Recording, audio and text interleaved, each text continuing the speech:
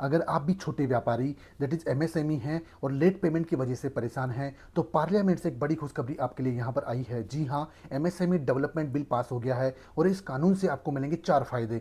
सबसे पहले फायदे की अगर हम बात करें कि अगर कोई buyer MSME facilitation council MSME FC के ऑर्डर के अगेंस्ट में कोर्ट जाता है और मामला 6 महीने से ज़्यादा पेंडिंग चलता है तो कोर्ट बायर को यहाँ पर 50% फीस अपफ्रंट पेमेंट करने का आदेश दे सकता है, जिससे एमएसएमई की लिक्विडिटी बनी रहेगी और केस क्रंच भी नहीं होगा। दूसरा सबसे बड़ा फायदा यहाँ पर है कि अगर सेटलमेंट के बाद भी कोई बायर पैसा नहीं देता है तो जैसे डिस्ट्रिक्ट कलेक्टर या डिप्टी कमिश्नर लैंड की रिकवरी का काम करता है, लैंड रेवेन्यू रिकवरी का काम कर सकता है, से उसी तरह सीधी आपकी प्रॉपर्टी अटैच की जा सकती है और आपको पेमेंट यहाँ पर करवाया जा सकता है। तीसरा और सबसे बड़ा फायदा यहाँ पर है कि सब public sector undertaking that is POC को अब तय सीमा के अंदर आपका पेमेंट क्लियर करना होगा। दैट मीन्स इसका मतलब होगा कि अब पेमेंट आपको ई टीआरडीएस पोर्टल से करना होगा। ई टीआरडीएस पोर्टल का इस्तेमाल करना कंपल्सरी कर दिया गया है। ये ट्रेड्स पोर्टल क्या होता है? ये एक ऐसा प्लेटफॉर्म है जहां पर बैंक्स और पब्लिक फाइनेंशियल इंस्टीट्यूशंस आकर आपकी बिल डिस्काउंटिंग की सुविधा उपलब्ध कराते हैं। मान लीजिए आपको 60 दिन के अंदर पेमेंट मिलना है,